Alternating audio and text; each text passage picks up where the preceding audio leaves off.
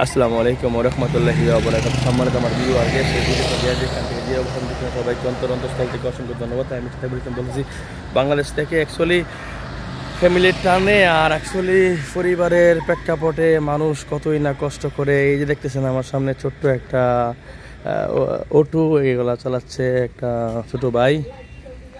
আসসালামু আলাইকুম ভাইয়া, তুমি ভালো আছো? তোমার নাম কি?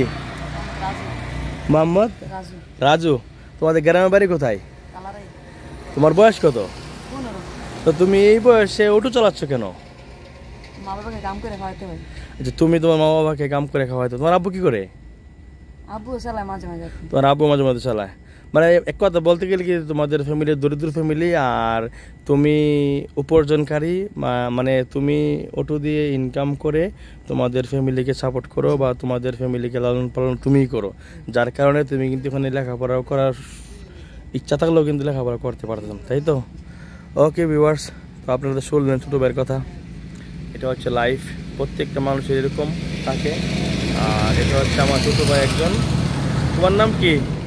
মোহাম্মদ সিয়াম সরকার। আর তোমার নাম? মোহাম্মদ মাইন সরকার। তোমাদের বাড়ি কোথায়?